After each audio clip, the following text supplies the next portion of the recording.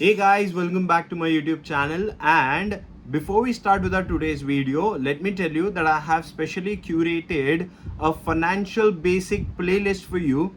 So please make sure before you start with this, you also go through those videos and it is going to add value to your knowledge. So without much ado, let us begin now.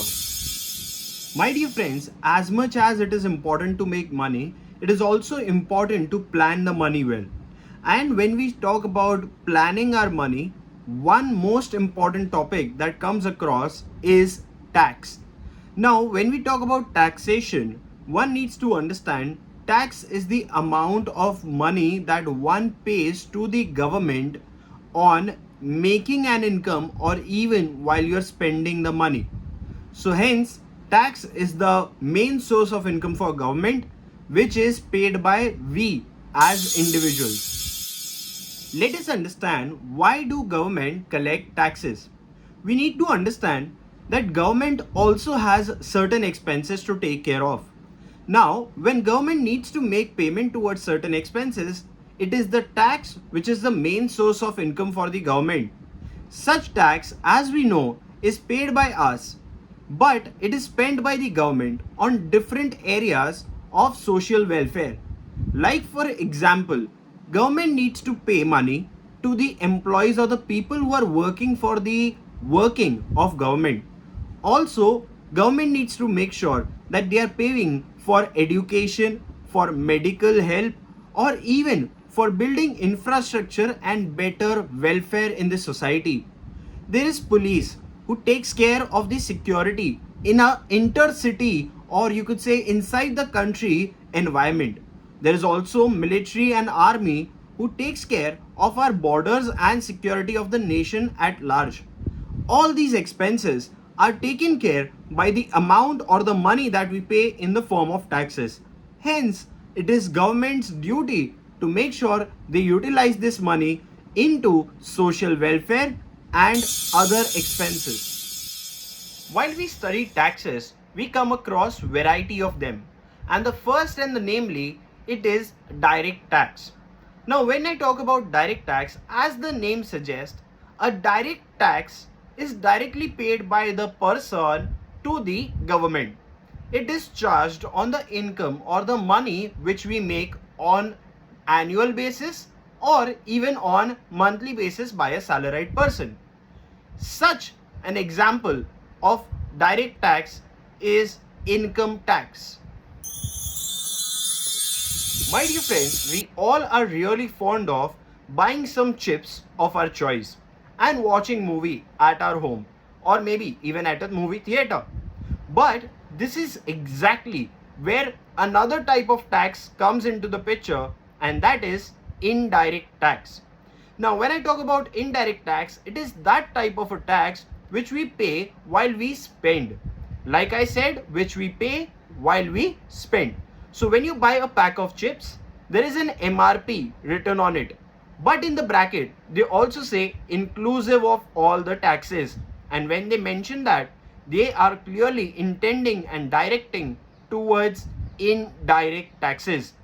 Here, these goods and services that we purchase from the people around us, they will collect the taxes and then forward these taxes back to the government. So the shopkeeper below your society gate is going to be collecting indirect taxes from you and further forwarding it to the government. We need to also understand certain economic concepts such as inflation. Now, inflation means it is when the prices of a certain good or service starts going up. Like for example, if at all in the previous week you bought a loaf of bread, let us say that this week the prices have gone up, or even maybe getting services as small as getting a haircut. Here again, if these become expensive, this rise in the price in itself is called as inflation. When we talk about inflation, we also need to understand that what really causes inflation. So it is the rise in the price that causes inflation. Also, there are two major reasons that we need to understand about inflation. Firstly, if there is any kind of scarcity in the market for any goods or services, or else there is an unusual spike or rise in the demand for a certain goods and services. Both of these situations can lead to inflation. Example of inflation to understand better, let's say if tomorrow there are fewer loaf of bread in the market, here people will start demanding more of them. But this will create a scenario where there is scarcity in the market and higher demand, which will result into inflation, and that will ultimately result into the rise in price of a loaf of bread. While a lot of things go around in the country, let us understand about social security schemes. These schemes are provided by the government on a monthly basis or on a regular basis to those people who are in actual need. Like for example, the people who are sick, the people who are unemployed, or even the people who are facing no income situations. These securities are aimed and focused at bringing social balance and welfare of the society. So what are exactly these social security schemes? So when we try to understand this, these schemes are intended to mitigate any kind of losses or situations that come across to the people of the country. Here, the clear intention is to make sure that people of the country are secured in the rightful manner, and government is the one who is making sure to execute it. While we discuss about social security schemes, there are different types of social security schemes still active in India. Let us discuss few of them. To begin with, let us talk about Employees Provident Fund. Now, Employees Provident Fund is administered by Employees Provident Fund organization, and it intends to providing benefits of this scheme to the families of those who have faced any kind of difficulties such as death in the employment.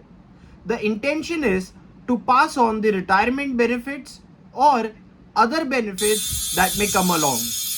Another social security scheme that we come across is Employee State Insurance Act. It provides you benefit with regards to any difficulties faced in the health issues of yourself as an employee as well as your family. But the only condition that needs to be fulfilled is that you should be covered under this act, which is for the compensation to the employees and the family. Like for example, let us understand that when an employee faces disability during the course of his work in the company, it is the responsibility of the employer to pay the compensation to his family or himself here under the Compensation Act, which cannot be denied and is a part of social security scheme initiated and executed by the government. We need to understand that they have also very thoughtfully designed for maternity. Now here under the Maternity Amendment Act 2017, it is clearly stated that if a woman is working for a company and is under the maternity leave, for the first two child, they are entitled to 26 weeks of paid leave and cannot be asked to leave the job. The third child onwards, they can be entitled to 12 weeks of leave, which is also going to be a paid leave. Hence, even maternity is covered under the Social Security scheme. Last but not the least comes gratuity. Here, gratuity means the lump sum payment which the company has to make to the employee at the time of retirement.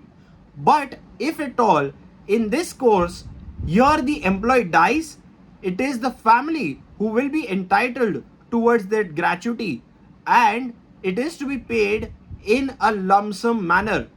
So one has to understand all these social security schemes to take benefits and advantage. Government is doing their bit, we will do our. So if you like the video, please make sure that you hit the like, share and subscribe button. And that's it from my side. Thank you so much.